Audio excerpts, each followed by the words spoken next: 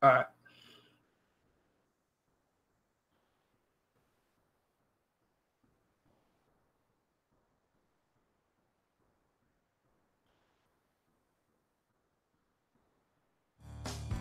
Panther Nation, the C3 podcast, brought to you by CarolinaCatChronicles.com.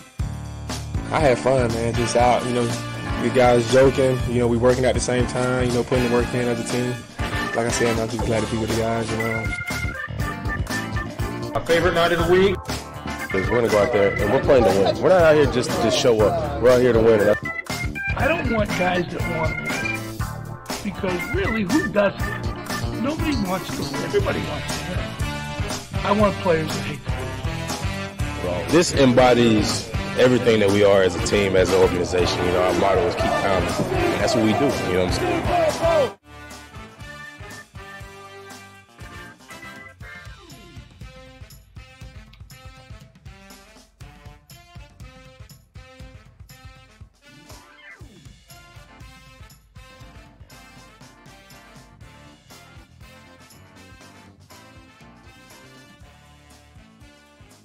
I did. All right. Tony Dunn here. C3 Panthers podcast. If anybody could give me a thumbs up that you can hear my microphone right now, it would be amazing. Amazing. Because we've had to switch platforms at the last moment, back reverting to old school. And speaking about old school, Cody Lashney's old school C3 Panthers podcaster by this point. I mean, hey man, I'm an OG.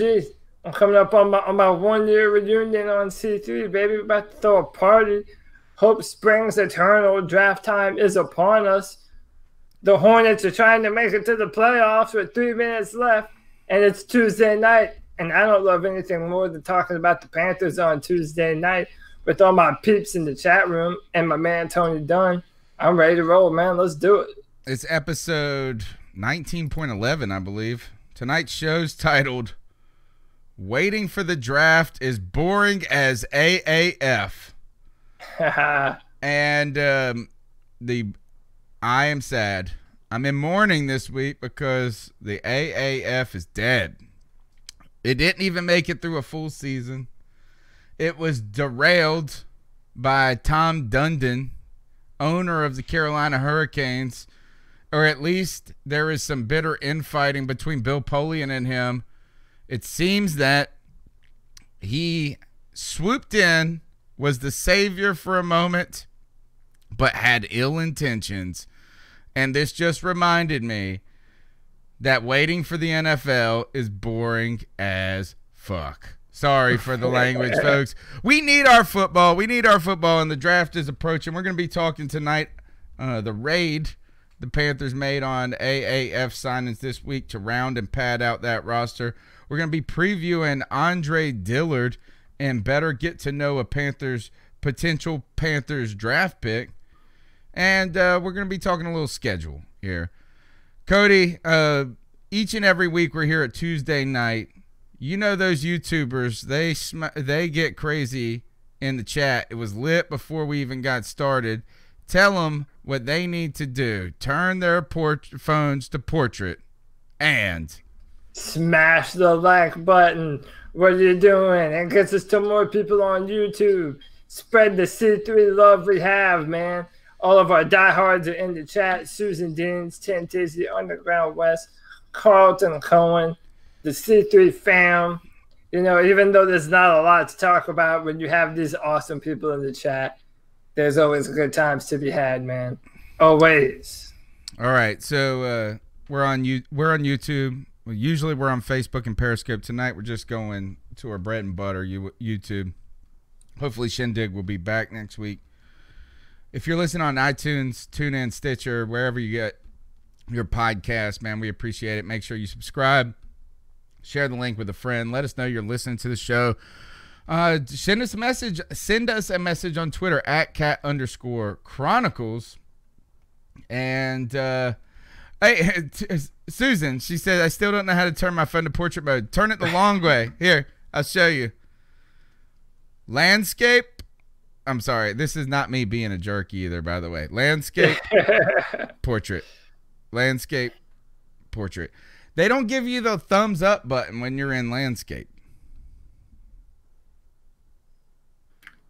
Is that? I mean, that's the case for me on the Google. I don't use YouTube on my phone a lot. I'm mainly on my desktop. I'm more Twitter on the phone, which I need to erase.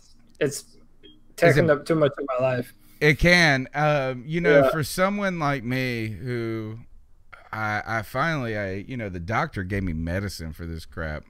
He told me. No, yeah, pretty much. Medicine for Twitter. Medicine for Twitter. He said, so I was telling him, I was like, dude, I thought I had anxiety problems. I was like going crazy over this mess. And not like that bad, but I was like, dude, I'm stressed out as all get out. This is several years ago. And he was like, man, you don't really seem like stressed out dude to me as much as, and he started asking me a couple questions. And he said, do you ever turn around and go back home to check to see if you left the coffee pot on, right? And I was like, yeah. And he was like, really? I was like, yeah. I was like twice a week, brother. I'm worried as shit about that all the time. Like, I can't burn down. And he said, oh, man. And so he asked me a couple of questions. He said, you don't got anxiety. Your problem is you're obsessive compulsive. And I was like, what? I was like, dude, look at my damn desk at work. I am not obsessive compulsive. If you look at my crazy ass desk, that is always like a shit storm of papers and books and all of this. He said, well, you don't really need a doctor, man. You just need someone like me to tell you. You just have a lot going on, man. Yeah. That's all it is. There's only so much free space in the brain for you to manage everything going on. You know what he told me, though? Is he said, you're not the compulsive part. You're just the obsessive part. Like you can't stop thinking about shit. And I'm like, yes. And that's why I like Twitter so much. You know what I do? Is I refresh Twitter like 800 times in a minute. Same here. Like, hey, you got something to say back? You want to say something back? You want to go? You want to go? I get mad when I see old shit that I've seen before. I'm like, come on. I know I have a million different new tweets, and you're showing me this old shit? Come on. Yeah, I'm like, I better have 72 likes on this tweet. You better. Yeah. What do you guys say? You want to fight? You want to fight over Cam Newton? You want to fight? Fight. That's how I feel. And by the way, I've got some Cam Newton people I've been fighting with, some stupid asses. And I'm not even going to bring them up on the show. Cam Newton, I'm going to tell you this for all you jerks up there who like to say, hey, Cam Newton's the problem. He's all about himself. Boy, when we don't have Cam Newton, you're going to be crying. The day that we don't have Cam Newton, unless by God somehow we replace him with the best quarterback in the history of football, you're going to be some sad bitches. You're going to be some sad mofos. Which, by the way, a shameless plug into our better know a potential Panthers draft pick later. We're choosing to cherish him while we have him by investing in some protection. And I'll bury the lead a little bit for later. I think the guy that we're previewing tonight, if I'm a betting man right now, I'm saying this guy is probably who the Panthers are going to take at number 16. Based off of reports I've seen from the Panthers and people that follow the visits and everything, pay attention to who we have later because it's an important one. All right, so I think that we should start the show off by talking about the schedule. The preseason schedule, which is crap. I saw something like, I saw some teasers like this had to do with the schedule, but it really doesn't. The NFL has tried to tease us.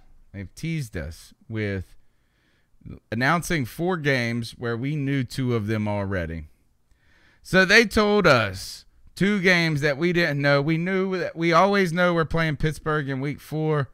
It always feels like we play the Patriots in week 3. Yeah.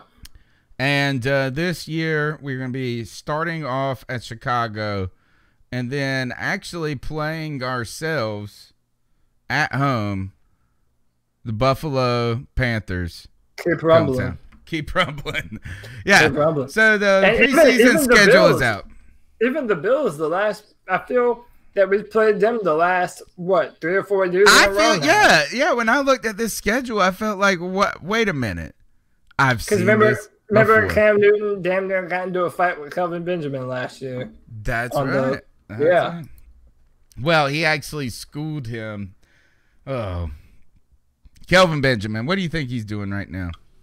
Sitting on his ass, praying someone pays him $1.298 to come haul his fat ass upfield and drop passes.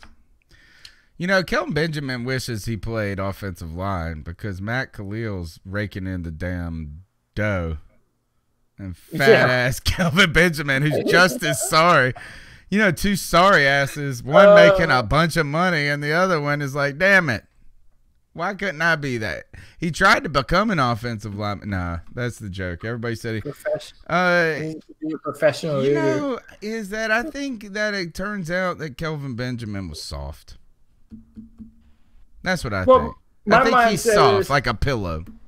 Is when you blame other people for your lack of success, it says more about you than it does the players that you're playing with. You know, don't blame other people. You know, Cam Newton was the quarterback that made Greg Olsen the first tight end in history with 3 seasons back to back to back of 1,000 receiving yards. All right, you don't do that if you're a bad passer. So, hey, man. All right, so what else about the schedule? Look, is that we know that when the preseason comes around, that week 3 is the week that you play the most generally of your starters. What we generally see is that a team will play its starters through the first half guaranteed. Last year, they played them a little bit longer than we expected through the third quarter, I think, at some point. But, you know, usually these game 1 and 4 specifically are kind of are really tryouts for the third and fourth stringers. Week 2, I feel like, is a tryout for the guys that are on the second string and the line between second and third. You know, I think, Cody, when it comes to the preseason, the question continues to be, first of all, is it necessary to have 4 preseason games when you don't play your starters and you know most of them?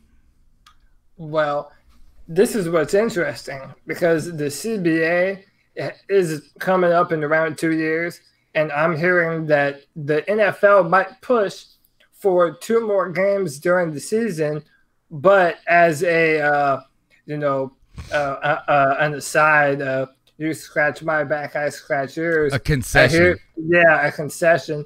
They're going to eliminate 2 preseason games, which I don't mind that at all. I mean, how disappointing is it when you have a player that goes down before the season starts in preseason? And I mean, that can happen to anyone, but yeah, I mean, I feel it's 4 is probably too many. You know, do a tryout, then a dress rehearsal, and let's play football. That's what I think. Well, I tell you this, though, is that what would be disingenuous of the NFL is to say because we're extending the season 2 games, we're going to cut 2 games off the preseason. Like, your starters don't play in the preseason.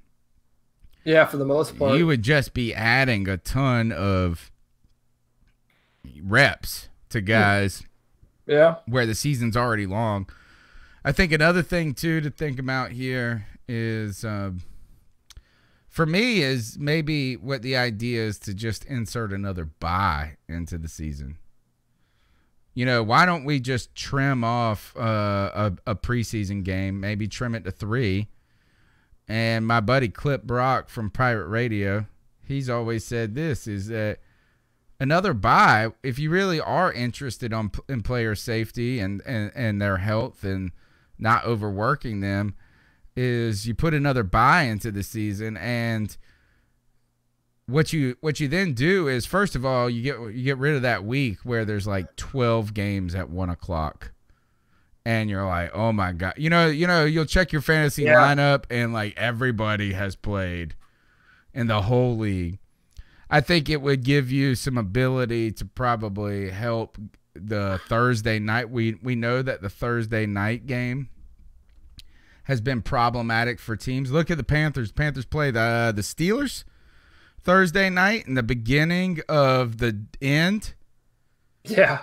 I mean, that was the game that began the end of our season. You know, the Panthers are 6-2, maybe at that point, or 5-1, or whatever it was. 6-2, and that was when the tires came crashing off. My man Black, who is my man? I hate that dude. Whoever he is, his brother is better, and JJ Watt's other person. TJ. Oh, yeah, TJ. TJ. Cam Newton in the shoulder. Blast Cam Newton's shoulder. It starts the end. Everything went bad that game. I don't think there was a single bright spot. I mean, we had a fumble recovery for a touchdown. They did, or something, pick six, like off the bat. It was terrible. But everybody said this. The Panthers were terrible in that game because short rest. You know what I'm saying? Is that they're coming off a short week and bad rehab, bad time when it comes to game planning, travel time. If you throw in an extra bye, maybe. I don't know how the schematics would work, but I think you could make the Thursday game feasible. And we also got to start thinking about what happens if you expand to London one day. The hardest part of expanding outside the United States, particularly across the pond, is going to be scheduling. Do you mean if you added a team in London? I don't know how they would ever do that. Apparently, they're going to do it. They're going to do it. How are they going to do that? How are they going to have a team fly to London every other Sunday? I mean, that's... Dude, the jet lag... They're not. They're going to have this. They're going to have to do this. They're going to have to put... The London team will always have a 2 or 3 game road stretch. Right? It's like when they come here and they play here. Like, they don't come and play a game and then go back home. They're going to have to hook them up with a bye after that so they can get home. And then they're going to play a 3 or 4 game home stretch. Right, but then every team that goes to London to play them is going to be at a disadvantage because the London team, they've been at home practicing in their own facilities and everything. They're going to have to use buys to help that. But how many buys are you going to – I don't know. Well, that's what I'm saying is that a team would always be coming off a bye and playing in London. So any team that was – so you had – say you had 3 games in a row in London at Wembley. So say that was the Panthers. They played the Panthers, the Redskins, and the Vikings. And say week 6, 7, and 8, the Panthers would have to have a week 5 bye and go to London. And then they would probably need to play a Monday night game the next week. But you see how much that is? It just seems like, man, that would be so much to put into the schedule and have to make sure every team has a bye beforehand. I don't know, man. It's definitely a lot. That is the monkey wrench in extending a actual franchise to London is the scheduling difficulties. And then what kind of division do you put them in? Yeah. And you have to add 2 teams. Well, you got to do like they did to the Panthers. You know, when the Panthers came into the league, they were in the NFC West.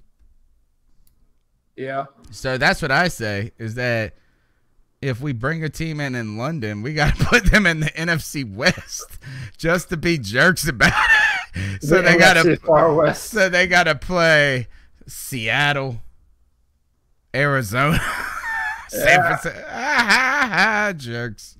No. I'm not mad at it. Okay. I'm not mad. All right. So that is any other thoughts on the preseason schedule?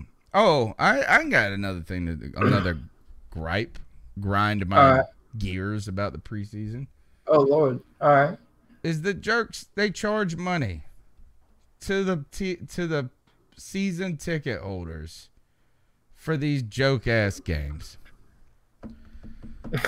They should be a discount at the very least. They should be optional, I think, to season ticket holders. And if anything, I think you should just make them all public offerings, like $5. Make it like FanFest, because it's all a joke anyway. I don't like the idea that you're charging face value for a preseason. Like, how is week 7 and week 1 of the week 7 of the regular season and week 1 of the preseason equal? No, it isn't. It's just another way to make more money. Yeah, personally, I don't know. I mean, if you have no other opportunities to see the Panthers, then I understand spending the money to go and see it. But yeah, I'm with you on that. I did have a question for you though. You know, the Patriots and the Steelers are kind of seen as blue blood franchises, these upper echelon teams in the NFL. Do you think that says a lot about us as an organization, that they basically want to play Carolina every preseason? You know, does that say anything about who the Panthers are as a franchise? I was thinking about that. I don't know. I think one is two of them are AFC teams. That's what I think. First of all, East Coast AFC teams. Yeah, two of the best. Yeah, I and some people have pointed to the relationship between former owner Jerry Richardson and the Steelers. That relationship is continued with David Tepper. Seems like we always play the Steelers in week 4. Yeah. I don't know why that is. Is it like, and I would be interested to see, how do they determine these things? You know, what is the determinant? If we always, I do think there is some value of not playing the NFC in the preseason. Like, you don't get any extra looks at your real competition. Yeah. I almost think that, in fact, do we play only AFC? Who is it? Chicago. We only play one NFC team. I think you should almost play only teams from the other conference. But does it really even matter that much, though? I mean, we might not play.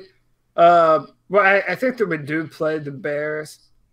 No, Bears were in the one spot. We might not play them, but they are. I mean, the potential is there in the playoffs. Not that really matters. Yeah, you're right. Does it matter? Yeah, I mean, there are some teams in the NFC that we might never play. I mean, if they're not on the schedule, you know, by the time you reach the playoffs, then, you know, the roster might be 100%, and not 100%, but different players on IR, a whole bunch of different factors. So I don't know that it matters too much. I just found it interesting that these well-established franchises prefer to play the Panthers every offseason. I mean, we've done it with Pittsburgh now. We've done it with the Steelers. Maybe I'm reading too much into it. I don't know. It's just kind of prestigious almost. Maybe. I don't know. Is that, you know, it's a good company to keep, number one. I think this is that we got to minimize. I think I'm more interested in minimizing the preseason. If I was going to make some changes to the NFL, what we saw is at the least trim the preseason down to 3 games. Here are my suggestions. Trim the preseason down 1 game minimum, maybe 2. Add an extra bye. And I think we need to expand rosters. And what I mean by that, and I mean it's really self-explanatory, is that teams need to be able to carry more than 53 guys. I say you carry 63 guys. Something like this is because injury creates such a problem for teams. So why don't you just have a little bit larger of a team where you could maybe have more rotation naturally involved, and you don't have to have this weird where, you cut a lot of good players. When you get down to the end of training camp and you got to go from 75 or 90 to 53. I think now they just go straight from 90 to 53. There's some guys there between 53 and 60 that could really can contribute to some teams, and that would be very helpful and maybe wouldn't force you to play players when they're hurt a little bit as much. So I think that would help just a little bit, is expand the roster by 10 spots. Well, also, remember, it is still a business. And if you're adding 10 extra players on top of the IR, whatever, I forget what it's called at the moment, but your extra, your practice squad, that's another 10 players you're paying the league minimum of $200,000 or whatever. But they can only be on a practice squad for so long. They have to have not played so many games. There's a lot of stipulations there too. Yeah. Yeah, there's a lot. I mean, I don't know. It was, I do think that the preseason in the next few years will probably be very different. I'm telling you, man, that CBA coming up in 2 years has the potential to change a lot of things in the NFL with the way a lot of things are done. So it'll definitely be something interesting to keep track of, for sure. So Lynn says, absolutely agree with those recommendations, Tony. Thank you, Lynn. I love when people agree with me. And Tin Tizzy says, Tony, we're on to something here. And Susan Dean, who I know is Susan Dean's is triple ticket holder. She owns 3 season tickets, and I know she's going to be kind enough to take me to a game this year. Guilt. Nah, she's offered it to me, and I hate to take advantage of it, but I will.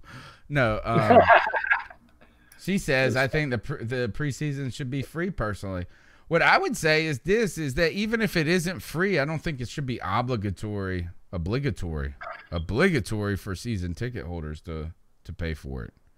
Just because you're a season ticket holder doesn't mean you want to go see trash football. Yeah.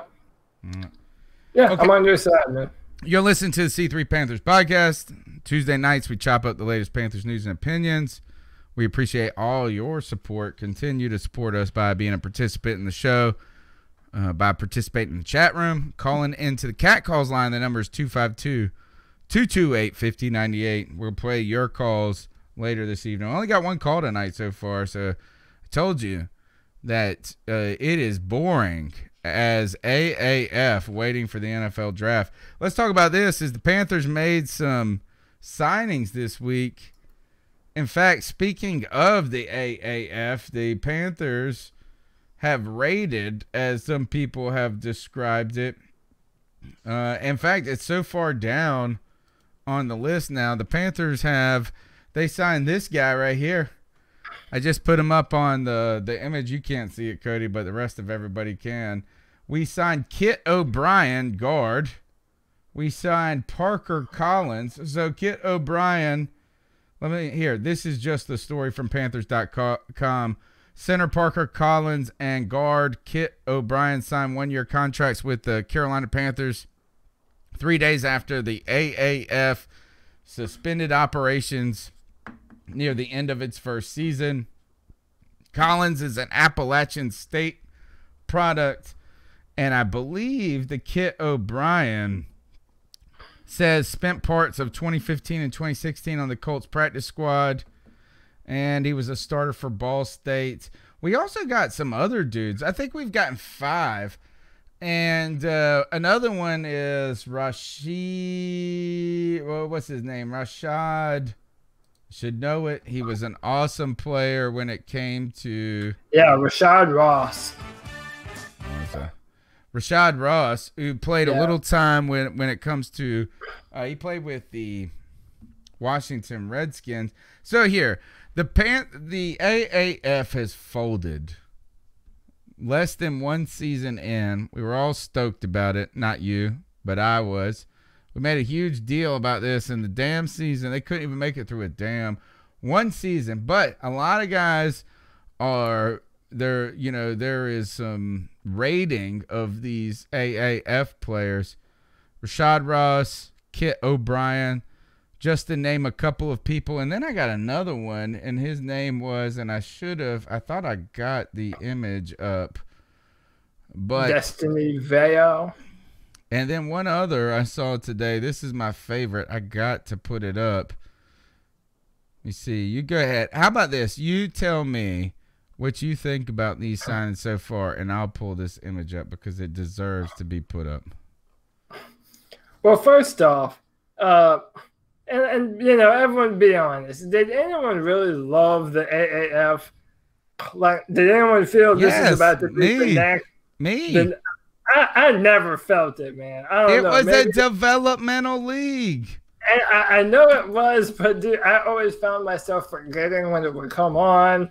And just when I was watching it, just I had the feeling of, nah, man, these are players that couldn't make it in the NFL. And I don't know, it didn't feel the same to me. So I never got into it that much. But that said, you know, one of the things that you do after the draft is you sign undrafted free agents. And I wonder if this is an attempt to kind of mitigate that.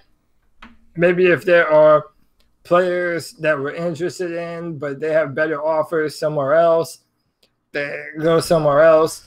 Maybe this just assures that we have better depth at different positions. Defensive line, offensive line. I hope that none of these guys are ever starters. Oh, shush. Look, these are Andrew Norwells. These are Andrew Norwells, right? Yes, they're undrafted guys that went to either small schools, haven't gotten the playing time, or ultimately need reps. And this is why I think the AAF could have been a fantastic. And actually, I think the NFL should just start their own developmental league. And it should not be entirely about making revenue. Is that there are a lot of good players in the world, or guys that are on the cusp of being pretty good, that could be NFL players, but they need more development. But some of these dudes have been bouncing around the NFL for like 3 or 4 years. Well, here's the thing, Cody, though, is that when you bounce around from the NFL for 3 or 4 years and you're an undrafted player, you really have zero chance to make it. Think about all the guys that we cheer for on the Panthers who are late round draft picks or undrafted free agents, or these guys. They have like one chance to make a name for themselves. And if they're lucky, so they'll get a couple of reps in practice, one bad play, and it's like, oh, he can't catch. One drop, done. Limited reps. Then say they're lucky enough to get into a real game. If they don't have enough time to show a team, because I promise you this, Cody, is that we're going to put 90 guys on a roster. We're going to cut it down to 53, and we really are at 64 guys that we know could be on this team. 25 of them, they don't care about. It doesn't matter what they do in practice. It doesn't matter what they do in training camp. They're not going to be able to supersede a draft pick. My belief is that there are guys, is that they just, and if you go to a training camp, Cody, this is what they do. Their practice is the most ridiculous thing. It's not practice. They run a play once, and they're like, you guys got it?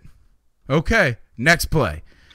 It is not like what we think about practice, where you do something over and over. But that's kind of my point, though. That out of the 5 dudes that we signed, how many of them do you think make the 53-man roster? None. I bet one. Maybe one of them. Well, that's fine. Maybe one of them. But you shouldn't say that you hope. Well, I'm not saying I hope. I'm saying the chances of any of these dudes being someone that comes in and helps us compete during the season is effectively nil. It's like none. It's warm bodies. They're meant to be depth on the practice squad. I mean, it's due diligence, man. What about this guy, T.J. Barnes, defensive tackle they signed? He's automatically become a fan favorite because of his first post as a Carolina Panthers fan is this. I am better than hims. Had to leave my mind so I could focus me. God sat me for a year and a half until I became grateful. I wear my Stanley Steamer gear as a reminder of where I was and how hard I'll work to get back to where I want to be. My man signed his 1-year contract wearing his Stanley Steamer shirt. Thank you, Panthers. He's automatically a fan favorite. I'm rooting for T.J. Barnes to make this team. This is the Kurt Warner bagging groceries to go onto the Hall of Fame story right here. Hey man, we're gonna steam clean them fools on the field. That's baby. right. He steam clean those sinners. Yeah, baby. Hey man, look, I'm pulling for him. I'm not an old curmudgeon. I promise, Lynn. I'm not an old man. I'm pulling for him. I'm just being a realist. None of these dudes are probably gonna make the 53-man roster, and there's probably a reason for that. There's a reason why they bump around. The NFL is a tough business, man. Only the best of the best play. And the fact that they were signed means they have some talent. But, hey, maybe I'm Scrooge McDuck. I don't know. So 2 things stand out to me, though, Cody, about these AAF signings. And that is, number 1, I think that somebody said there's been 6 of them in the chat room. I also saw earlier in the chat room someone mentioned that there was a tight end involved. I haven't seen those. Yeah, Duarte. Okay, so tight end. Oh yeah, Thomas. Oh, I just saw it now as I pick up this. But guess where? Like 60 to 70% of these, or 80% of these signings were. Where? Bodies on the offensive and defensive line. A lot of offensive linemen. And that is what we are doing is we are trying to build a stable. Yep. These are buttresses in the wall that we are building around Cam Newton. Yeah, man, trenches is where you win the football game. And it does hearten me a little bit that Marty Herney and the front office does know that that's where we need to continue to build up these players. So I'm happy for that. I'm happy that they're still trying to improve the roster even at a time like this. I mean, yeah, I'm pulling for him. The only player I know is the Rashad Ross, or what's his name? Yeah, Rashad Ross. I've seen some plays that he made in the AAF, and hey, man, he's not a bad player. I mean, in my mind, this is another Kenyon Warner. You know, good for a few snaps during the season. All right, so this is how I was feeling too. Is that first I jumped on the AAF. I was excited about it because I manufactured my excitement. I wanted to be into it. Now they ripped my heart out, but I watched Rashad Ross and he was great. He was a step ahead of the whole league at that point. Yeah. But here's the thing: is he's another 6-foot receiver that kind of duplicates the talent of a DJ Moore, of a Curtis Samuel in some ways that I was thinking, maybe even a Jarris Wright as well. And so when I saw that we signed this guy, I said, hey, I think he could be a good player. I think he could go into the NFL and be productive. But I don't know if that's exactly what we needed. And then someone on Twitter, which I wish I should have noted their name. They deserved it. And I would point out, too, I think it may have been a female, too. And not that I'm calling out females in a bad way. I think that a lot of females should get a lot more credit for how sports savvy they are. Right? is that some of the smartest sports people I know are women. And the point that they said was this is, hey, we could use a return guy. It's funny to hear a female talk about return guys. But if you think about it, and as I was like, and I was like, how did I not think about that? Is that right now we have not signed Damiere Byrd back? Is that it doesn't look like we will be? Is Damiere Byrd is done right now? He's been, he might be my guy, but he's been hurt a lot. We don't have a Kenyon Barner. We don't need to put DJ Moore or Curtis Samuel back there. It's just stupid to do that. Right? Yeah, I mean, I don't want Samuel back there. I don't want McCaffrey back there. The punishment that you take returning a punt or a kickoff, yeah, it's brutal, man. And yeah, I'm 100% with you on that one. Tan Tizzy says Bird is in Arizona. No, yeah, no. I mean, yeah, Bird, man. I didn't even know I this, don't know. man. I don't know why I'm gonna cry myself to sleep. He was hurt all the time, man. If you're not hurt, you ain't doing shit for us at that point. Oh shit, man! I tell you this: I was at the game where he had 2 damn touchdowns, a kick return, a butt touchdown. Baby Bird! Man. I almost got kicked out of that game for flapping on some Green Bay. It was against Green Bay. My man's been on the C3 podcast twice.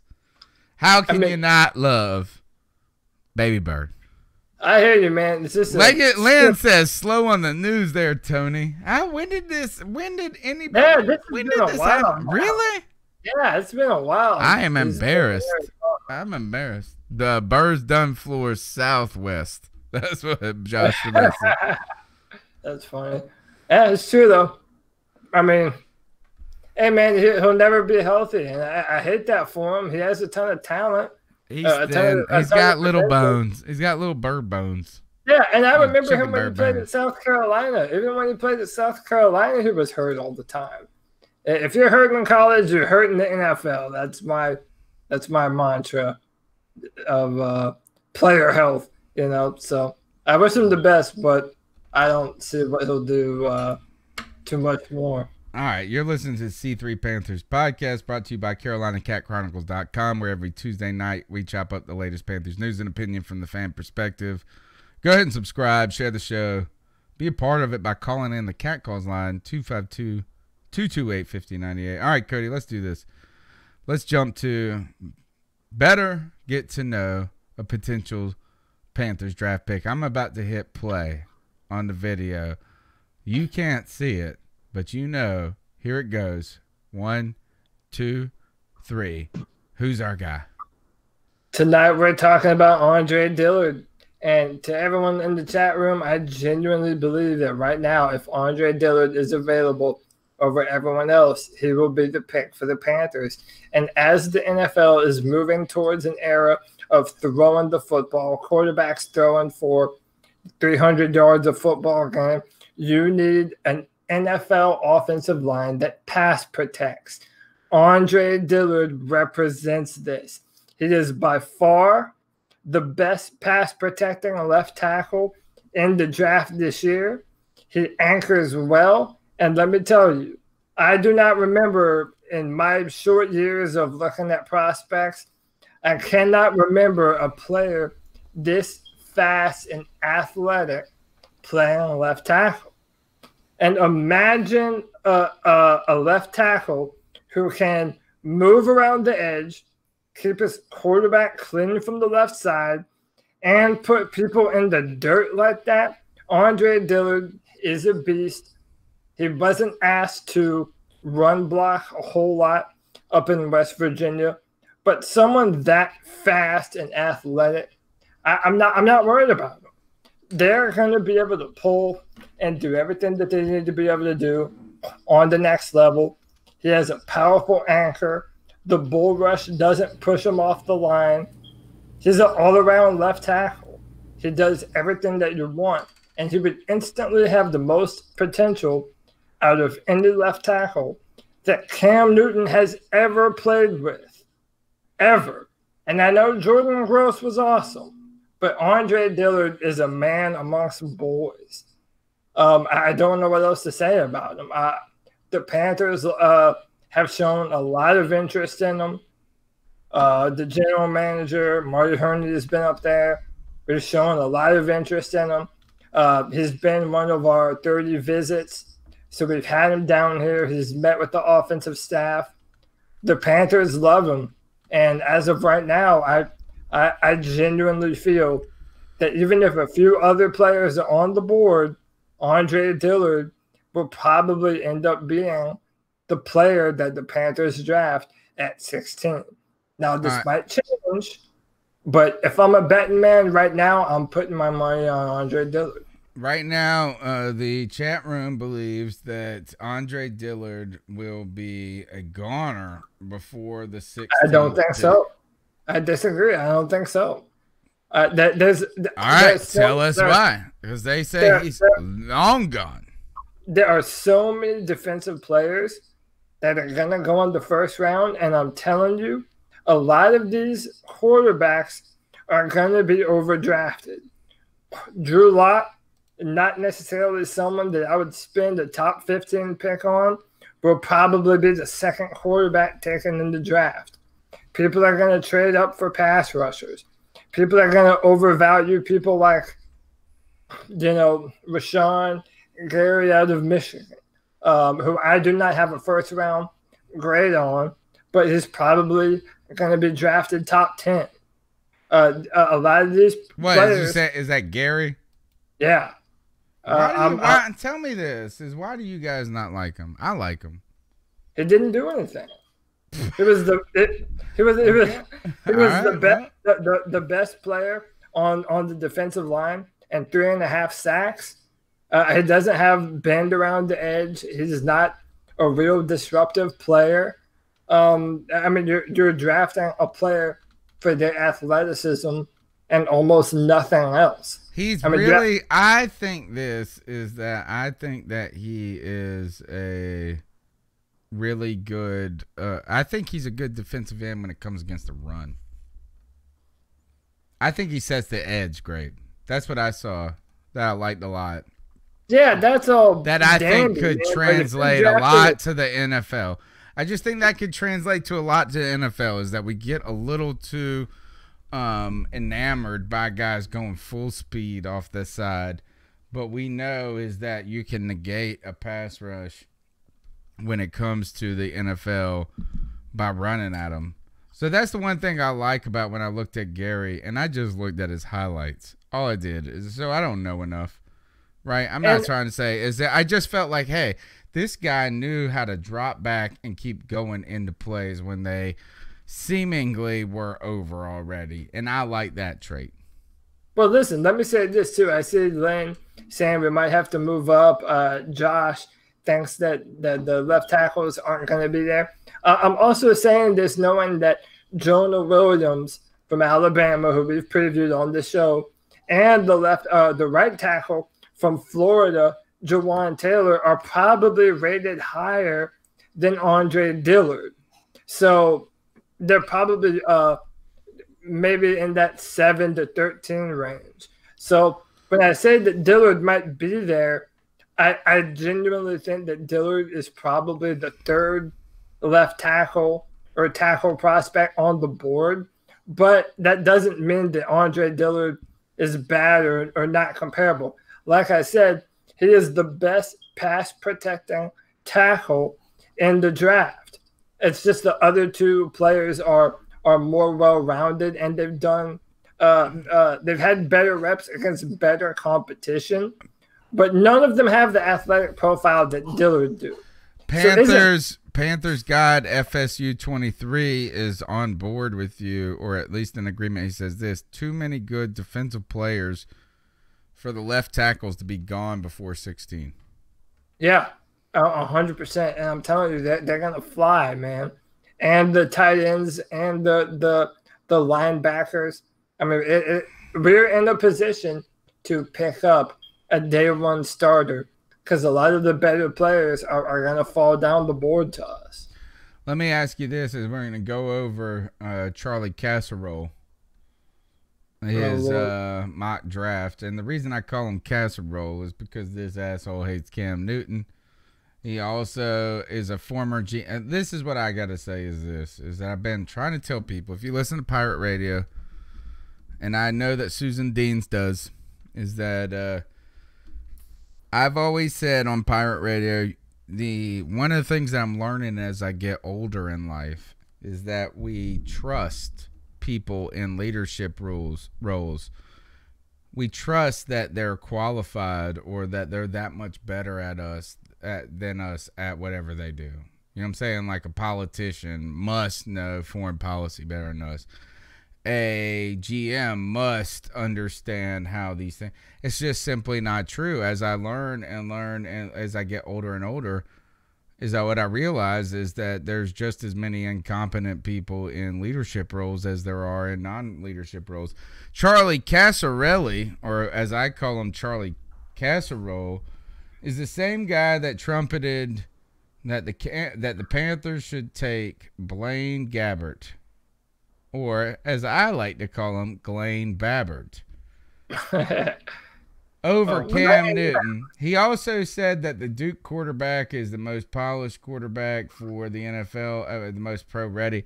Anytime I hear a guy that says the most pro-ready, I don't know, I continue to think about Mel Kiper when he said we had to pick, what was that guy that looked like the blonde, he was from Notre Dame, not too long ago, right before Cam.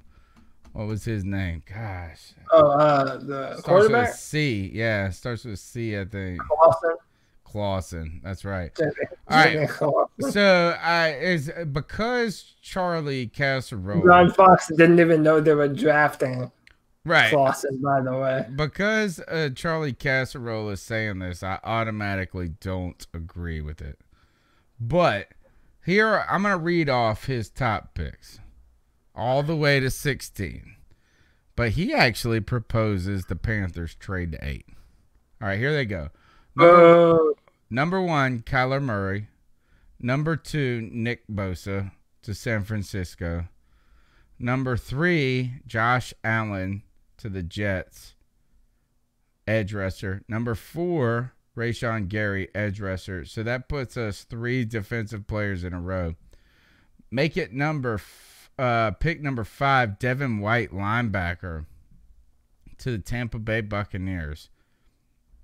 That's going to be some shit if they draft a linebacker in the top 10. I mean, it's the worst kept secret that the Tampa Bay Buccaneers love him. I mean, they're all need to just draft defensive linemen, though. I know, but they're in love with them. New York Giants, Quinnen Williams, defensive tackle. There is no way he falls that far, dude. He's the best player in the draft, dude. They're literally comparing him to Aaron Donald. He's the number 1 on my big board, man. He would eat up double teams. So who's going to pick him then? Who's going to pick him? San Francisco can't pick them, can they? Didn't they just draft defensive tackles like for the last 2 years? Solomon Thomas being one of them? Well, but no, there's no comparison. Solomon Thomas doesn't sniff the jock strap. Oh, no. Whoa. Solomon Thomas is like a top 5 pick, dude. I could not care less. Bet the farm, bet the house, bet everything on Quinnen Williams. He is a man amongst boys. He is my go to school at? Alabama. Okay. He's the number 1 player on my board. He's a bigger, more athletic Aaron Donald, if I'm making a comparison right now. I mean, he eats up double teams for breakfast. The man is incredible. Aaron Donald is the best player in the NFL, by the way. Yeah, maybe so, man. I believe he is like Luke Kuechly, but at a position that can disrupt even more. And by the way, Adam Martin says Solomon Thomas is a bust. No, and I read that. I want to point this out. I don't dislike Solomon Thomas. I think San Francisco has been playing him in the wrong position. He's a 3 tech, and that's where you need to play him, and that's where they should have been playing him. What is he playing now? or they had him at defensive end, and that's just not the position for him. So yeah, has the potential to be a good player, but he ain't no Quinn Williams, brother. That's a promise. All right, hold on to that bus talk. I want to do something a little later in the show. We're move things along, but still, we got surprisingly, when we think we have nothing to talk about, we got a ton to talk about. All right, here it comes. Number 8, the Carolina Panthers trade up. Charlie Casserole says we get Montez Sweat at number 8. Would you be that upset? Yeah. Oh, he said, yeah. I would be upset. Why? Listen, but it's gonna cost a fucking fortune to move up. Yeah, so that's number 1. Okay, why move up for a player that he might just be available at 16? How is he not a top 10 pick after he ran a wide receiver 40? Okay, and that's my point. I'm going to come off snooty as hell here, coming across as the dude that watches film, but here we go. I'm going to tell you why. Most people see the combine, and they watch the highlights, and they see the athletic profile, and they go, oh, damn, Montez Sweat is the shit. Can't miss prospect. But when I look at the film, and by the way, I would love for us to take him if he's available at 16. But you don't trade up for a player that when he doesn't win on his initial bull rush or his initial stab, he has a tendency to hang up and not know what to do afterwards. He doesn't have a backup plan. That's something that you have to develop. So if you're moving into the top 10 for that kind of a player, you got to move into the top 5 and get him down. I'm not sure. I mean, listen. Let me ask. I got a question for you. Is not Nick Bosa. First of all, Nick Bosa's testing scores weren't that great, right? Yeah, but it doesn't matter, man. Okay, no. So you're saying that doesn't matter, but then when we say Sweats make him matter so much, that is a paradox a little bit, right? Because we're like saying this is that Bosa is good because we look at his tape, his film, his family, whatever the hell you were basing your thing on. But you didn't think this way about Sweat before the combine, right? No. And then all of a sudden so what I'm saying is that we are able to say that the measurables aren't the determinant for Bosa. But then when we move to Sweat, we're like, the measurables have to be the determinant, which is kind of a paradox. And I would add this to it. Why then is Sweat a lower draft pick than Gary?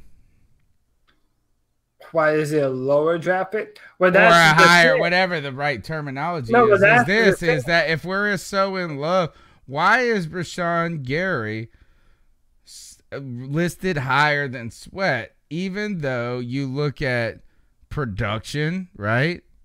And Gary didn't have it, like you said. And then you look at the numbers. I feel like Sweat should be 4 to the Raiders then, if it's that much. But see, here's the deal, though. Let me put this into context. I am a film over everything type of player. I don't care what you do at the combine if you check every box that I'm looking for on film.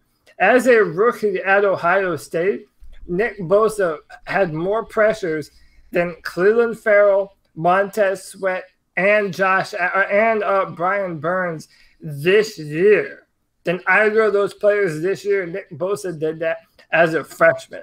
So even though Bosa, his athletic profile, doesn't jump off the charts number-wise, I've seen the man whoop ass on a consistent basis. Now, Rashawn is a player that all these NFL coaches and GMs, they see this incredible mold, this dynamic, powerful young man, and they go, you know what? I know that this staff can turn that man into the dominant player that is dormant from inside him. Why don't they say that about Sweat, though, more than him after they see that? Well, a lot of people do. And that's why you have seen some of the top 10, the top 10 drafts for Montez Sweat, and he might very well. Have you seen any drafts where he goes before Gary though? Oh yeah, I've seen a few. Okay. People are either in love with the idea of what Rashawn might be, or they're like, no, the production wasn't there the entire time, and he was the best defensive lineman. What about this? If you only had two choices, Gary or Sweat, what would you take? Sweat, all day. Okay. All day. And another thing that you aren't hearing about Rashawn is that's another player that they don't really know what he is. Is he a defensive tackle or is he a defensive end? Because he played a lot of both of them. So he does a little bit of all, but he's a master of none. So, yeah, I don't – I know if I draft Montez Sweat, he is a day one defensive end he'll be rough around the edges. You have to polish him up. Well, he should be fast around the edges, really. Yeah. Hey, zing, zing. Listen to this. Is Tin Tizzy said this, not me. 34 people watching and only 14 thumbs up. I see 39. Dang. Now we got 39 people watching. Here's the thing. Is Susan learned how to turn her phone to portrait mode? Why don't y'all jokers turn your phone to portrait mode and smash the thumbs up button? And why don't you draft? I want to ask this question to the chat room. If you had your choice between Sweat and Gary, who do you go? That's my question to the chat room. I'm interested in this because for me, this is, and I don't like Charlie Casserole. I told you this. Somehow the Giants pick Dwayne Haskins at 13. Ed Oliver 14 to the Falcons. I would hate that. Oh, I would hate that too. And that's another conversation that we should have too. All right, tell me about it. Tell me what you think. Right now, everybody's saying Sweat. And 1, 2, 3, right away, everybody says Sweat. Nobody cares about Gary. Yeah, and see, okay, now 4, Adam Martin. Yeah, so you would Gary just because he wanted to be different. Everybody. Damn you, Josh.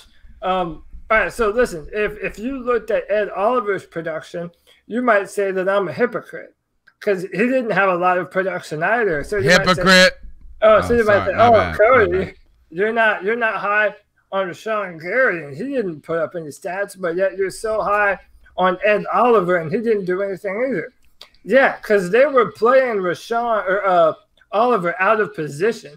They were playing him at nose tackle. Okay, and he would still make it into the backfield. Okay, Ed Oliver, they were putting him on the center and a guard at the same time. He had a double team in his face all the time. If you put him at a 3-tech in the NFL, man, Ed Oliver will ruin your day. That is a promise, man. Ed Oliver has one of the craziest athletic profiles I've ever seen from a defensive tackle. The man is insane. I'd love to have him too. That would be a player that if we drafted him, I'm not mad at that, man, at all. All right. So far we have talked how waiting for the draft is boring as AAF. We've talked the schedule.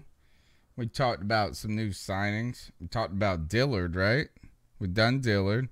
Andre Dillard, yeah. We've done now Casserole's stupid draft, which I can promise you this. If you want to know what's not going to happen, look at Charlie Casserole's draft. Blaine Gabbert, folks. He said he would take Blaine Gabbert 9 out of 10 times, or 10 out of 10 times over Cam Newton. You suck a big old you-know-what, sir, for saying that. I was going to say this, is I'm trying to think. When I look at what Cam Newton means for this franchise, Cody, is that we've heard some stories. Actually, let's turn the tide a little bit. We're going to impromptu talk about Aaron Rodgers. All right. So some stories have come out that Aaron Rodgers is a jerk. Those stories have existed for a long time, saying that he's a jerk, this and that.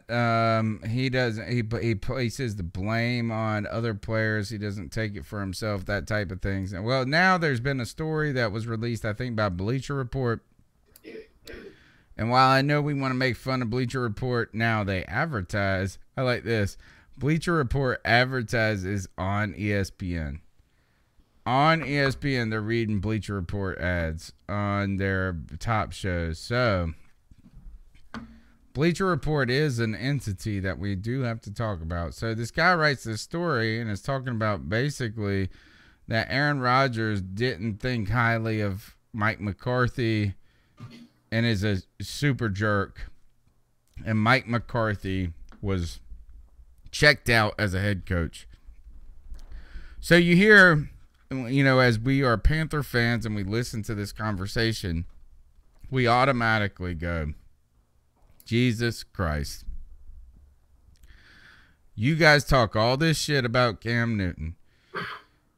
And for years, you walk on water when it comes to guys like Aaron Rodgers or Tom Brady, and they're jerks. And Cam Newton isn't even a jerk, to be honest. You know what I'm saying? He's none of those things that these guys are. Ultimately, when you hear this news, where do you sit? For me, I'm sitting here going, the hypocrisy. It's just, it comes back to this. It's like I'm Cam Newton, ride or die, baby. Oh, listen, no, Mitt, you and I don't have to prove how ride or die we are for number one. That's the damn truth. That is the damn truth. I mean, hell, people on Twitter say that we don't know how to criticize Cam Newton. No, okay? We don't. You're right. I know, but and look, I don't give a shit. I'm a Cam Newton super fan, okay? That's right. The whole reason that I got back into football after not caring about football at all for like a stretch of my life, all right? Cam Newton is the reason I am in front of 40 people watching this show right now. Okay, I love Cam Newton. When it comes to Aaron Rodgers, I do have to be a little bit fair and say this. Aaron Rodgers has been a tremendous football talent. And I can only imagine, you know, when you're having to put the show on your back and make things work time after time, and you have this coach that's over there calling plays that you've barely even practiced. I don't know, man. I don't necessarily look at Aaron Rodgers as badly as I say, or as I do say Ben Roethlisberger, after he does nothing but throw his teammates under the bus year after year after year after year. I mean, is Aaron Rodgers a diva? Yeah, probably. But do I think that he's this insufferable player that's so hard to work with? No. And I kind of think Mike McCarthy is a dunce. Would you have been happy if we fired Ron Rivera and hired Mike McCarthy as our coach? All right. First of all, shout out to Susan Deans. Thank you for supporting the C3 Panthers podcast. Wonderful. Susan Deans is that. First, we thank you for it. And second, don't feel obligated to do it because you're a part of the family already. But we do appreciate the support so much. And to those people, I believe James Stone became a contributor on Patreon. Thank you to you as well. But really, the support is us talking about Panthers football together. And so thank you, Susan, but thank you all who are in the chat room. Wonderful. When I was thinking about this, though, Cody, when I was thinking about the Aaron Rodgers stuff, is that, first of all, I believe that Aaron Rodgers, and I had believed, is that this is outside of, am I saying I want him over Cam Newton? No. But I was ready to say that for a long time that Aaron Rodgers was the best quarterback in the league. I've been ready to say that. He has struggled with injury at times. Yeah. But I ultimately think it comes down to this, is that winning is, you know what makes you a jerk or not? And it's the same for Cam Newton or not. It's winning or losing. And the very fact that he has not been, that the Green Bay Packers have not been winning overall, whether it be injury, whether it be for their own demise. His jerkism has been exacerbated. So I just ultimately think this is that we're okay with jerks when we're winning. You know, I know Josh from Mass is also a big fan of the Joe Rogan podcast. I watch the Joe Rogan podcast all the time. And one of the things that Joe says is that, you know, if you look at Michael Jordan, there are stories that Michael Jordan, if you lost in a ping pong match, or if he lost in a ping pong match, he would be pissed off. I mean, the dude is crazy about being competitive. And I think the people that are the very best in the world at what they do, they're a little bit crazy about shit like that, man.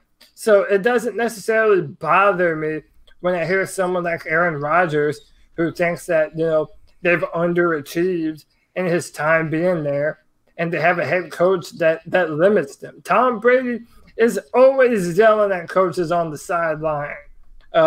Maybe not Belichick, but yelling at what's his name? The dude that stiffed the Colts. I don't know, his name slips my mind right now. But yeah, this doesn't bother me. This doesn't tell me something about Aaron that I didn't already know, and it doesn't make me think of him any different. People making fun of the microphone in the chat room, saying it looks like a disco ball. Well, I tell you this, straight out of the 70s.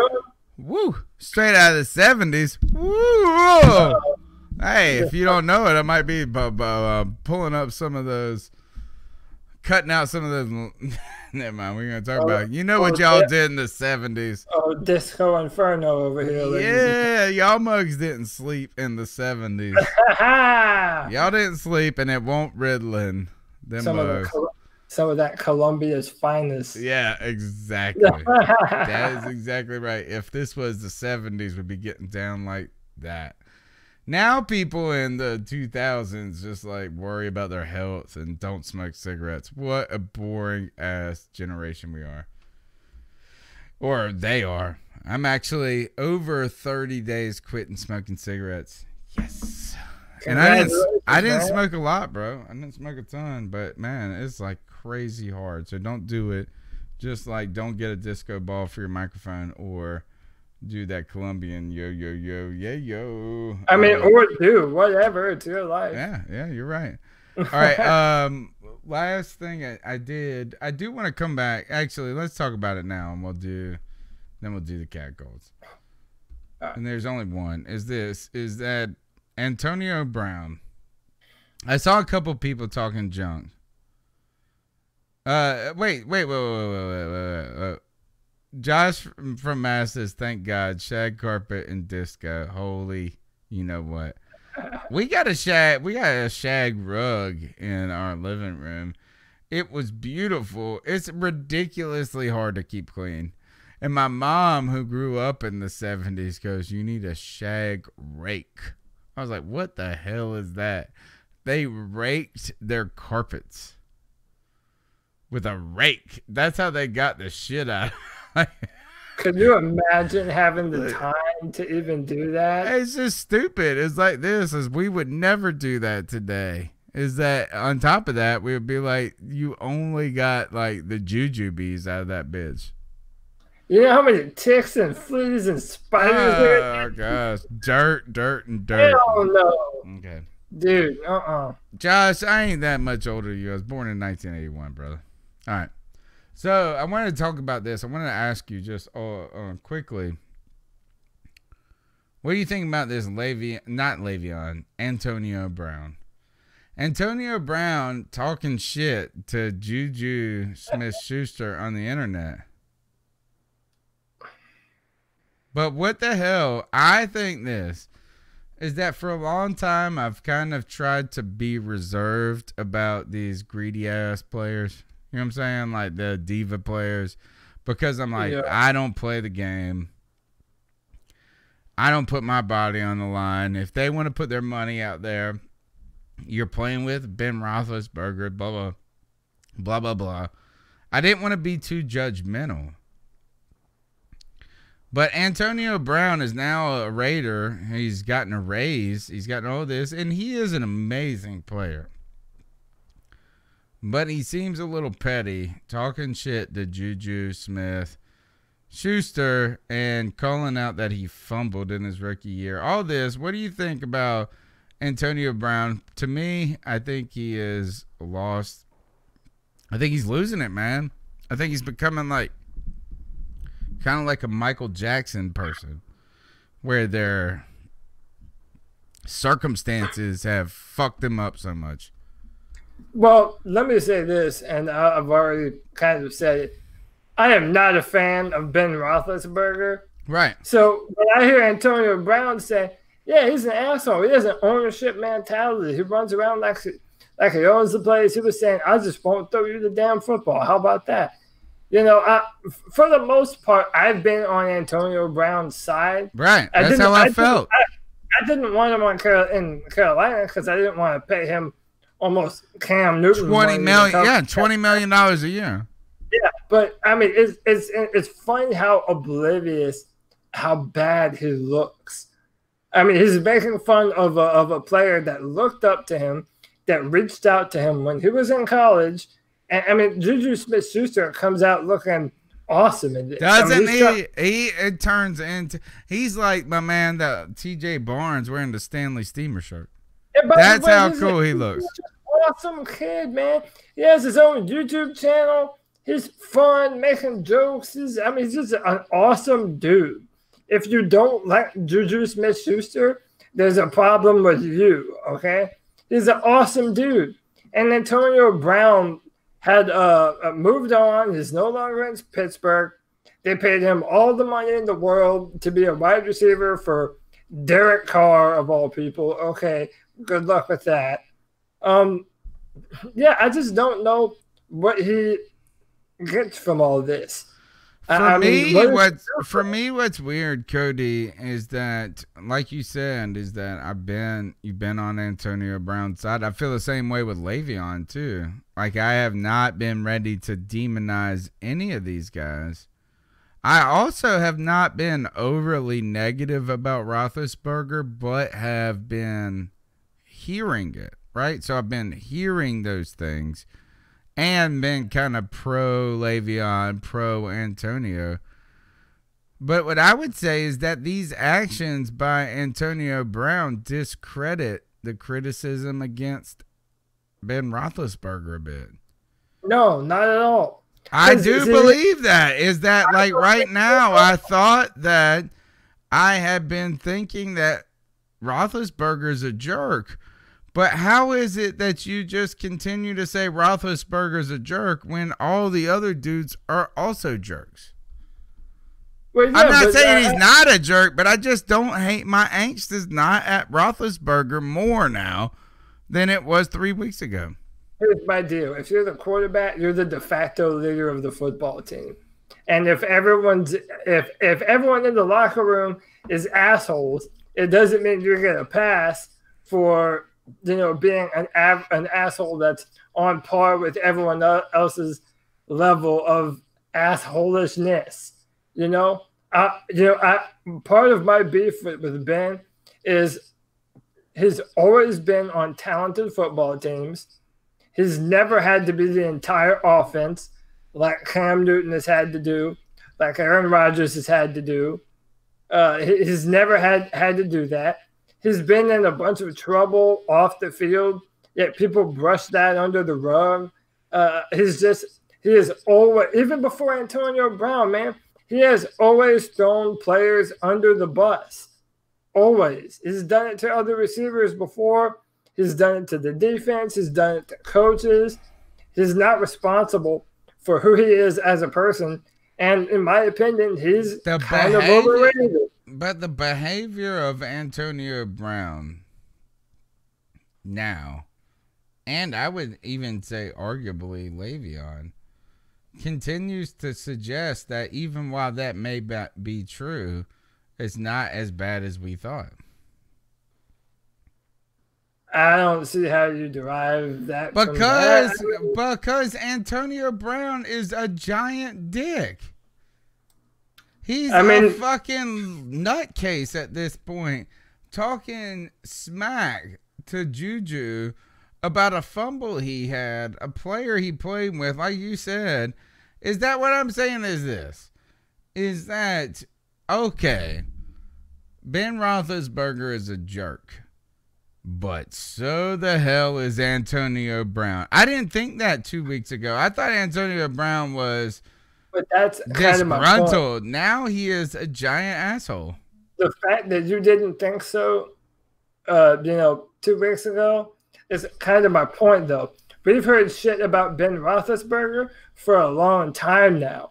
Before this, you never heard anyone come out and say that Antonio Brown was a bad. They told, man, he was live streaming. We tried to continue to write it off as like it wasn't that big of a deal. I think I have lost a ton. I'm a liberal kind of dude where it's like I'm gonna fight for you to the end, type guy. And right now, I'm just like this: is that I'm glad that Antonio Brown didn't even wear a Panthers jersey, no matter what the fuck it took to get it. That's how I feel. We avoided the circus that is Antonio Brown. I'm not into the diva mentality. I just, I'm not giving Roethlisberger a pass just because Antonio Brown is a diva. That's all I'm saying. But Antonio Brown is definitely fucked up for acting like a jerk. A total dickhead. Awesome. He's weird as, and I'm gonna go into lesson learned to the kids out there. Is that it all has to come down to when you dye your facial hair blonde. Yeah, your mustache, of all things. Cam Newton dyed that little goatee blonde and it all went to shit. Come on, folks. Don't do it. It leads to everything wrong in the world. All right. You're listening to the C3 Panthers podcast. Brought to you by CarolinaCatChronicles.com, where every Tuesday night we chop up the latest Panthers news and opinions. But we do this because we're just fans hanging out with you guys, and we truly want to hear what you have to say, what you guys believe. And we do that in the cat calls each and every week. You can call into the show every week, anytime, 24/7. The number is 252-228-5098, and let your voice be heard. That's 252-228-5098. Let's jump into these calls, Cody. Let's do it.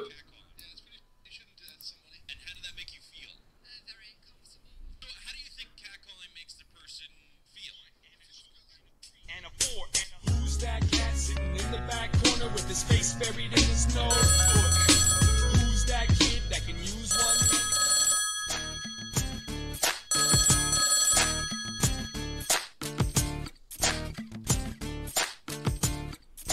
Hi guys, it's been a couple of weeks, Rich in London. Okay, Is that weird? birthday hat. Yeah, okay, maybe someone who needs some fuel could take them all and burn them, because I think that's probably what they're best for. It's horrendous. What colour is that? It doesn't even look like a normal colour. And then with the, just absolute PR disaster. Oh, the draft hat. That person summarily dismissed. Anyway, moving on. Oh, draft frenzy. Got mock drafts coming out of our ears. I've done a few. Can I just say that there's lots of Panthers fans out there with some truly terrible takes at the moment as well. Yes. I think I'm becoming a draft aficionado. But anyway, can we get off the Montez Sweat in the first round thing? Although I don't think he'll be there for us. Hey, there's another one. I'd hate to say it, the experts definitely don't think he's quite as good as people seem to think that running fast was. And there's probably better people suited for us. Darnell Savage, safety, that's a name that's floating around, which could get as far as us in the second round. Still all about Jonah Williams and Brian Burns in the first. I don't think Burns is going to make it to us now, though. But it sounds like they're making a really big effort to get personnel in for 3-4. You guys would have probably spoken about this tonight. Alan Bailey, oh my God, did you see the pictures I tweeted up? The guy's enormous. But would be fantastic. And in that as well, I know Cody's not a huge fan, but I think Zach Allen, Boston College, first pick of the 3rd round, or it may be our 2nd, might be quite useful as our edge stroke 3-4, 4-3 player. Yeah, talk about him, Cody. I know you're not a massive fan, but in terms of that versatility, also, I don't know, can Cleveland Farrell do it? I don't know, but anyway, possibilities opening up all over the place. I mean, we just have to sit tight. But I just seen someone trading up to 8 to get Montez Sweat, which is the most insane thing that I think I've ever seen. Yeah, anyway, no, trade back, get more picks. There's so many in the top 50 that would make us better. So fingers Trading crossed. back. Who knows? Who knows? Would Very be amazing. interested. They were the Alabama guy today, who's been injured a lot, edge rusher. The name finally escapes me. But, yeah, it's looking good. Anyway, between now and then, the Hornets might have done something, so fingers crossed for Charlotte. You get the excitement of NBA playoffs as well. All right, guys, keep pounding. Cheers. Look at that. What a wonderful call. Thank you, Rich Kingston in the UK. Can't wait to hear his thoughts when it comes to the scheduling challenges that we're going to be addressing that we talked in early in the show. Cody, you heard the call there. What are your reactions? So, yeah, he mentioned Zach Allen. He is the defensive end out of Boston College. You know, we've drafted a pretty good player from Boston College. I don't have to name him. But, yeah, Zach Allen is a player that, again, I'm not too high on for a guy that weighs 285 pounds. I wanted him to be more dominant than he was. I don't think that he's a great bender. I don't even think that he's that powerful for a guy that size. He did generate a lot of pressures, though, and pressures do mess up the quarterback. So, I mean, yeah, he mentioned the 3rd round. If it's one of our 3rd-round picks, yeah, I'm fine with that. I don't mind that at all. Cody, one of the things that stood out to me about that call, we continue to talk about the transition to the 3-4 defense. You know, when we started hearing these rumors originally, we thought that it was going to be just a kind of what Ron Rivera said is we're just trying to evolve. We're just trying to change, right? Keep up. But then you go and get Bruce Irvin. You look at some of the personnel. You're looking at Dontari Poe. You're looking at what Vernon Butler may be able to do. You know, I just wonder now. I mean, I feel like now, and when you give that call there, is that we went from being very suspicious about the change to a 3-4 defense, to now I feel like the coaching staff wants to do that. How big of a change? I'm concerned, Cody, that Ron Rivera can't do it. And I don't know if I won't say can't do it, but it's just such a big, it's crazy to think. I don't know. I just don't see it very often where you go from one defensive scheme to another. Yeah, I mean, so another thing to remember is that in San Diego, Ron Rivera had a pretty good defense, and he was the defensive coordinator of a 3-4 defensive front. So it's not that he's got experience. Yeah, I mean, you know, we just need to draft players that that are able to do this. So, okay, how many weeks do we have until the draft? It's on the 26th. 3. So how many more shows do we have before our draft show? You said it's when? The 26th. All right, so today is the 9th. The 26th, we have 2 shows left. That's it. We have 2 shows left. Okay, so then this is what we'll do. And I'll just go ahead and I think we should just say who we'll preview next Tuesday, because it leads into what I'm going to say, and it also pertains to the 3-4 defense. If we're going to draft an edge rusher at 16, the best player for us to draft who is versatile enough to do all the things that we want to do is who Panthers guy at FSU just mentioned, Brian Burns. And that's another player who it's between him and Dillard. If I had to bet my money right now who the Panthers would draft, it would be those two dudes, Andre Dillard and Brian Burns. Brian Burns can rush the passer. I wrote about him on Draft Tech. If you've been following my Draft Tech, you've already heard me write this. But he has the ability to rush the passer from a wide 9 outside linebacker position and from a 5 technique position right over the offensive tackle. He has the ability to do it all. He doesn't have the weight on him that you would love to see from a player that plays end, but he has the position versatility enough and the production to warrant the pick at 16. And I feel that us moving to having more 3-4 fronts, it makes Burns a lot more favorable to us than almost any other defensive end in the draft.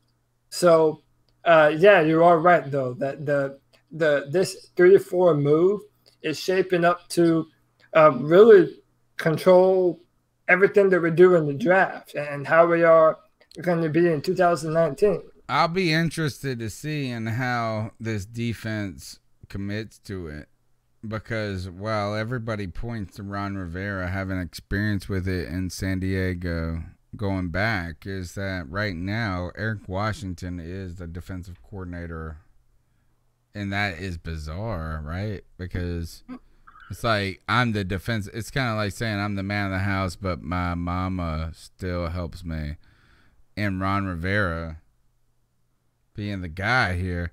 Ken D says Ken D says, I think the 3-4 isn't evolving, but it's an actual change. He's saying it's more like changing our scheme to fit like we've wound up having it. And if they can do that, that would be phenomenal, right? Is that if you could build a defense and a scheme to what you have rather than what you want. The question is that like, can they do it? Because we've seen a coaching staff that's been so reluctant to try young guys, to do things differently. And the idea of Cody, what is evolution in Ron Rivera's mind? Cutting the crust off of a PB&J. That's right. You said it, not me. All right, next call. Let's see what we got. What's up, guys? Nice to see you guys back doing your thing. I know the draft is like super, super boring, especially it's like to wait on. So as soon as it hits, oh man, it's hype. But I just wanted to know from what your standpoint or from what your views are, do you believe that we should go offensive tackle first and then defensive end? Because this defensive end class is stacked. But there's like everybody saying that we should go offensive tackle, Jonah Williams, defensive end, get somebody lower tier like Polite or something. But there's some people that say, no, get defensive end first and then go safety. My real concern with that is just the future of the franchise, because we know we just got Eric Reed and defensive ends as well. We just got, I think it was Bruce Irvin. Where do you guys believe the most value holds for us in the longevity of our franchise? The secondary or in the defensive front? Thank you guys. Keep up the good work. You guys are awesome. All right. Thanks. Thank you very much for that call. Cody, I'm gonna turn this to you as a longevity question here. And that is ultimately when you get down there, who cares what's happened before you, but what could make the largest long-term difference for a guy that's available there? My initial instinct is this: offensive lineman can be a guy that if you get a guy that you truly believe, now I don't know if you can do this at 16, that can be a left tackle. You've said this over and over. You get a generation, you get a decade player. I feel like there's so many more question marks when it comes to defensive ends. That's been my initial response. But at the same time, so many locked defensive ends have been, how many locked offensive linemen have been just total busts in the last 3 or 4 drafts? Yeah, But I mean, I kind of feel you can say that about a lot of different players, about a lot of different positions. And I feel like people kind of cherry pick, oh, this position's been overdrafted, and da da da. Look, I'll be the devil's advocate to both sides. So if you want to talk about longevity, if we have a healthy Cam Newton, then we have the ability to go as far as we want to.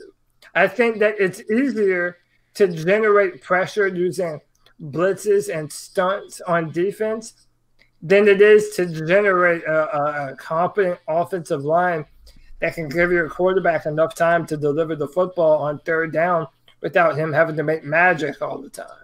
So there's that, right? On the other side of that, I feel on day one, the better pass rushers, if they're available at 16, you might want to take them then, because around the second round, the drop-off from the tier 1 talent to the tier 2 talent is a little bit steeper in the defensive ends than it is the offensive tackles. So right now, I can name maybe 3 or 4 different players at offensive tackle that I would love to have in the second round.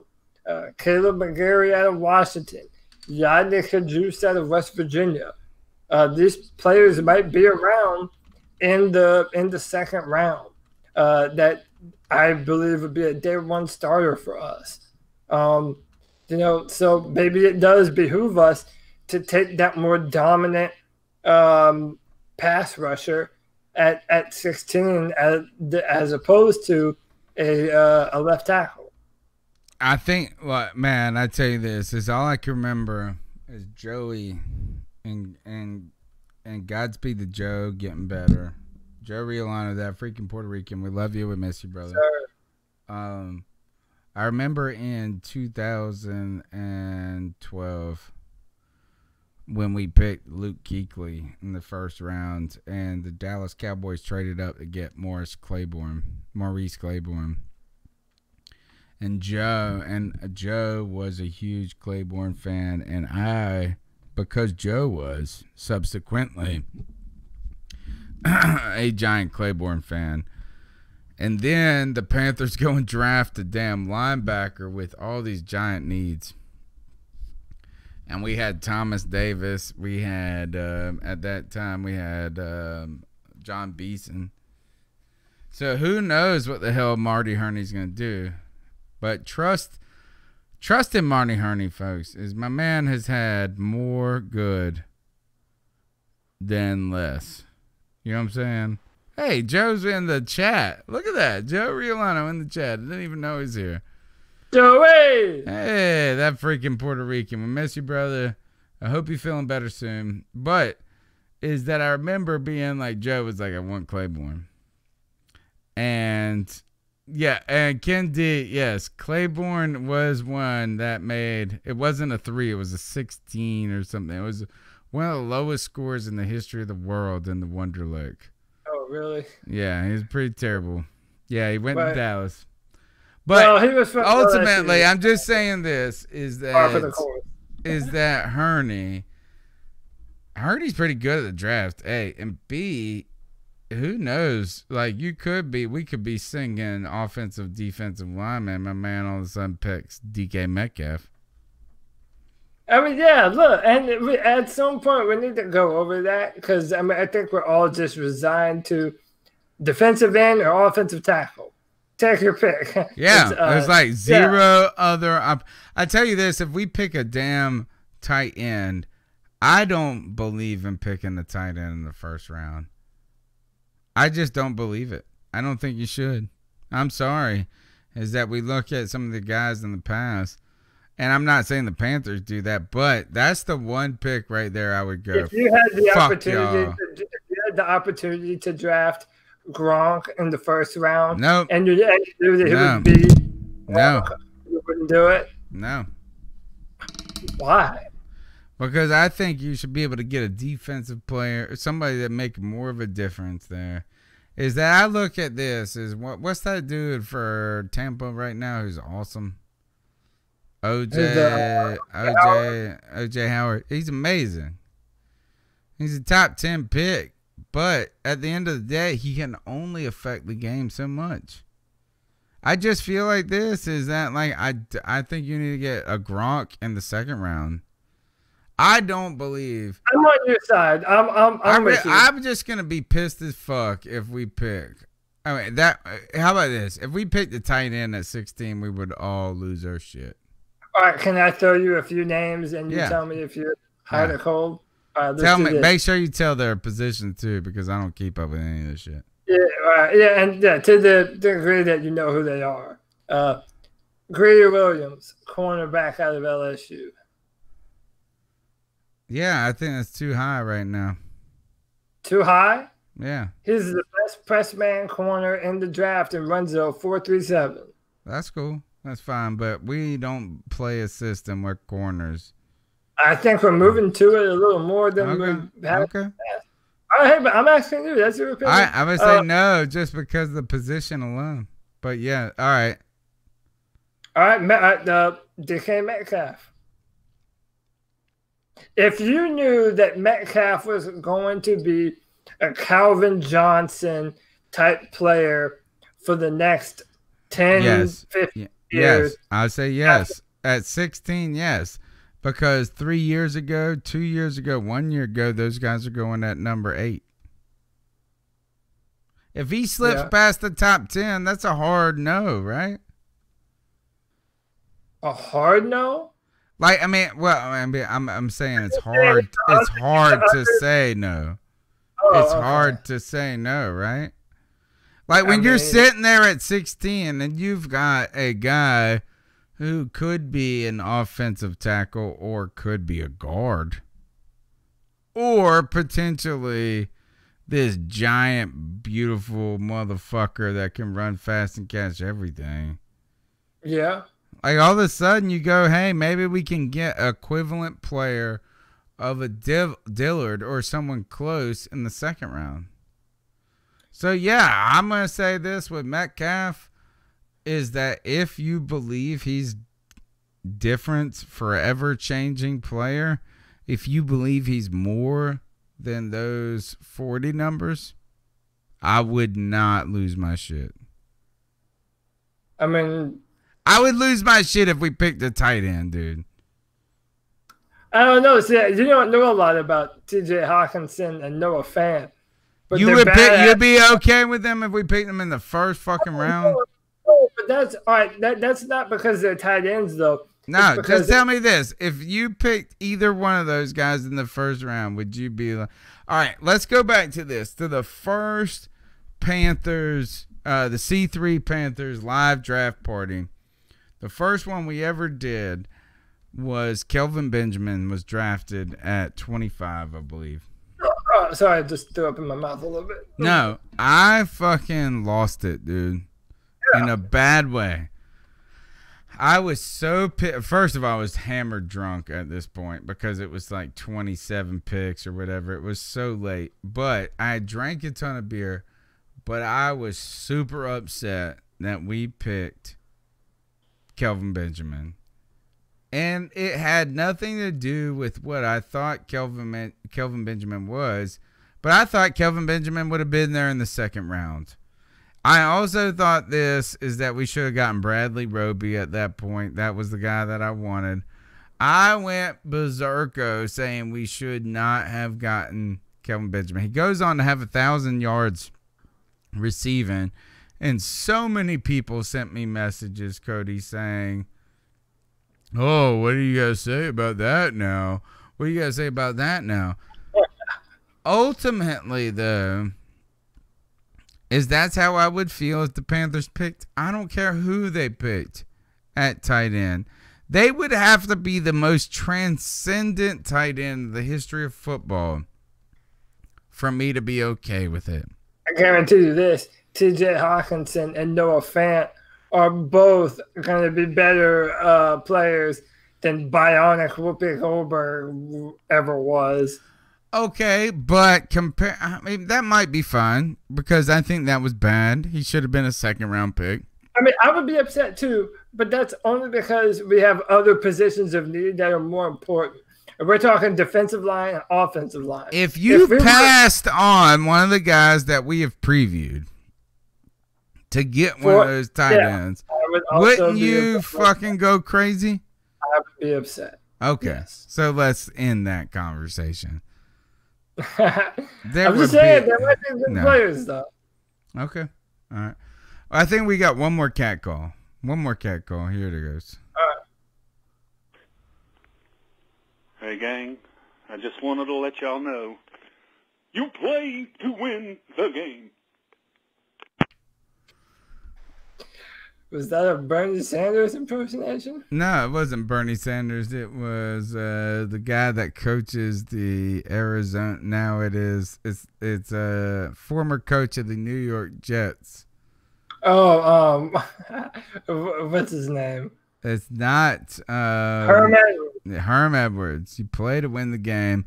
He also doesn't know that he coaches the Arizona Sun Devils. And he doesn't like devils. He's like, don't talk about devils around me. What a team to go to. All right. That's the seat. Look, we've done it all. I think we've talked about everything. We've got one last thing to do, and that is to ice some mugs up. All right. You're listening to the C3 Panthers podcast. It's brought to you by CarolinaCatChronicles.com every Tuesday night. This big old disco ball sack in front of my face, as Josh Mass says. Right? We're here chopping it up to you each and every week. This week, we're going to, actually, every week, we ice some mugs up.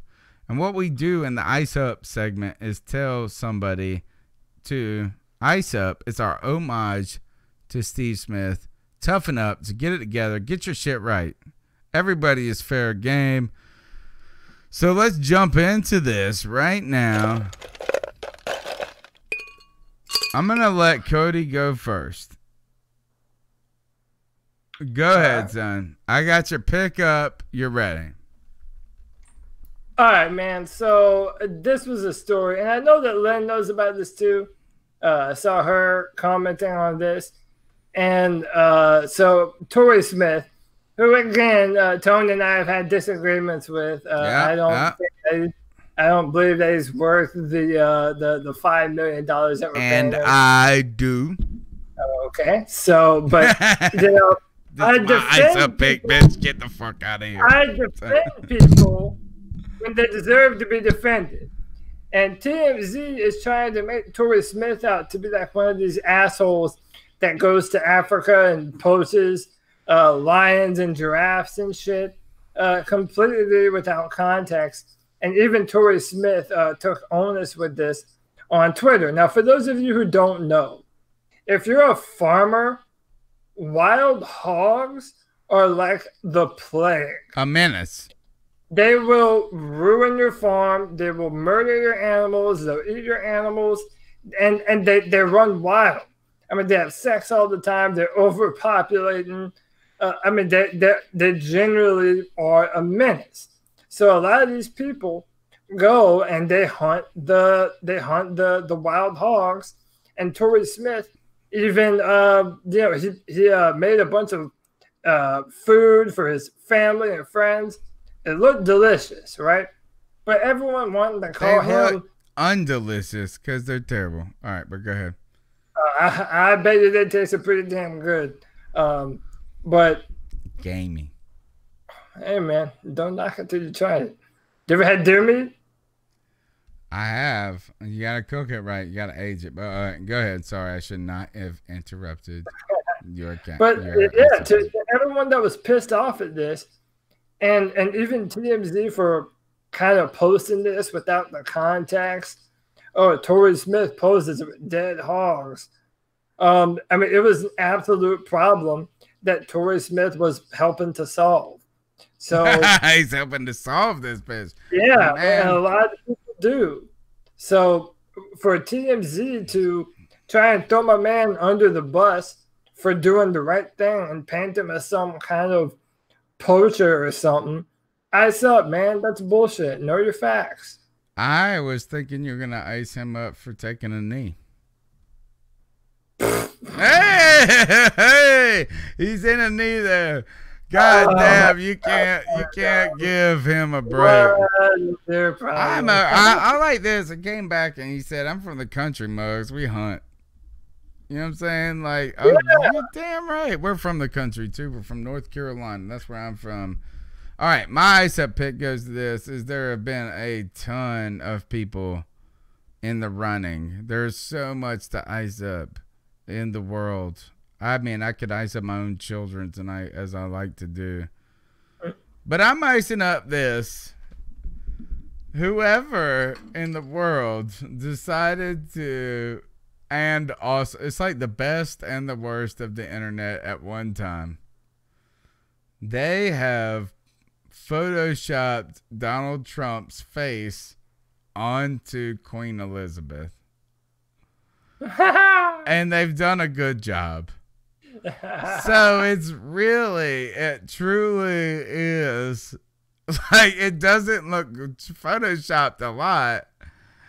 It is Donald Trump's face on Queen Elizabeth pictures, going back to black and white pictures. It's amazing. So to you, the internet, I say ice up to toughen up, but to keep up. And not that I'm trying to say make fun of Donald Trump and this person, but the internet remains undefeated. Undefeated. As one person told me, the internet remains undefeated. Funny. I've got so many things in my life that I want to be mad about, but this one just made me giggle. Ice up. All right. My name's Tony Dunn. This is the C3 Panthers podcast, brought to you by CarolinaCatChronicles.com. You can be a part of the show. I want to, you know what? I want to ice up too Ken D. This jerk ass playing Words with Friends with me, and he's like dropping 50-some point words, and he puts like Zis, X-I-S. First of all, you asshole, that's barely that's barely a word. It's a Greek. I looked it up. It's a Greek letter. Jerk. 57 points or some shit like that for a fake word that you can't build off of. He continues to do it over and over. So to you, you get an extra ice up. But all right. My name's Tony Dunn. It's the C3 Panthers podcast, brought to you by CarolinaCatChronicles.com. You can be a part of the show by calling in anytime, 24/7, into the Cat Calls line and leaving a message. The number is 252-228-5098. Cody, how can they find you on Twitter? They can find me on Twitter at CodyLax, CODYLAC. There is a brand new mock draft on drafttech.com, first and second round comments to coming out tomorrow. And Tony, if you don't mind, I kind of wanted to start to hype this up a little bit early, man. Draft night is going to be lit. Please. I am so excited, and I want to let all of you know, man, Legacy, Underground West, all of you, I want us all to hang out on draft night. Now, I don't know if we're going to be able to do Shindig. It might be better to do Hangouts if we're going to have more than 4 people on at a time. But if you're interested and want to come and hang out with us on draft night during our live show, and you want to be in there with us, message me and Tony and let us know, and we will be sure to send you the link to the hangout or whatever we end up doing. We want to have a party on draft night, hang out with all the C3 family. We know that we love you all. You make the show run, and I will be ecstatic on draft night. I'm looking forward to it, and I hope you all join us, man. It's going to be a lot of fun. All right, we're done tonight. Josh from Mask rushing at the end. Hashtag fake words. And second, Josh, you're not going to be the only one who's drunk as hell on draft night. That's what I do every year. I drink beer the whole time, so by pick 28, I'm blacked out. All right. It's the C3 Panthers podcast. We'll check you out next Tuesday night and keep pounding. Peace.